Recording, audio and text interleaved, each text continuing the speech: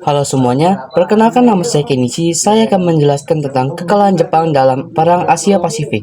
Loh, bagaimana mungkin Jepang yang hampir menguasai seluruh Asia Tenggara akhirnya dikalahkan hanya dalam beberapa tahun? Jawabannya ada dalam rangkaian peristiwa perang besar di Perang Asia Pasifik.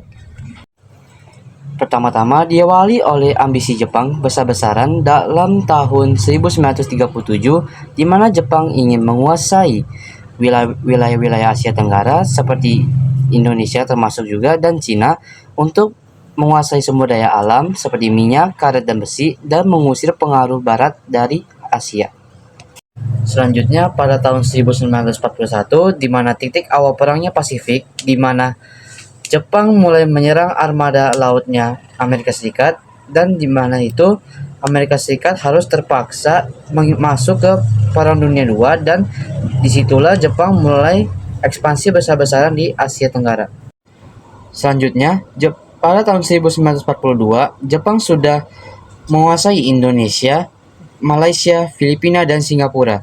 Tetapi pada saat itu juga, setelah beberapa bulan dari Perang Pearl Harbor, terdapat pertempuran Midway 6 bulan setelah dari Pearl Harbor tersebut, di mana Amerika Serikat berhasil menghancurkan 4 kapal induk perangnya Jepang, dan di sana Jepang mulai melemah dalam armada laut.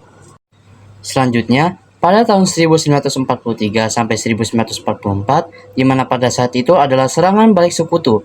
Jadi dalam pertempuran Guadalcanal, Jepang mulai kehilangan wilayah yang penting. Lalu sekutu juga mulai merebut kembali pulau-pulaunya. Dan saat itu juga Amerika juga menggunakan strategi island hopping, di mana mereka meloncati pulau-pulau yang penting lalu mendekati Jepang secara dekat sedikit demi sedikit. Lalu Jepang mulai kekurangan bahan bakar dan kekurangan tentara dan kapal-kapalnya. Lalu pada akhirnya pada tahun 1945 Jepang diambang kekalahan. Sekutu sudah ambil alih dengan wilayah-wilayah Jepang dan sudah sangat dekat. Serangan tersebut secara besar-besaran menghancurkan kota-kota Jepang.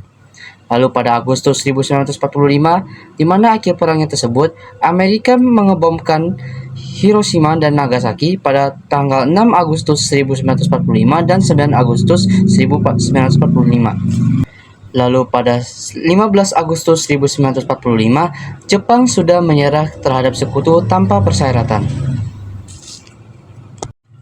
Kekalahan Jepang bukan terjadi secara tiba-tiba, tetapi karena kekalahan demi kekalahan, kekurangan sumber daya, dan kekuatan besar sekutu. Peristiwa ini juga tidak hanya mengakhiri perang, tetapi juga mengubah sejarah dunia, termasuk membuka jalan untuk kemerdekaan Indonesia kita. Sekian penjelasan dari saya, mohon maaf bila ada salah kata. Terima kasih.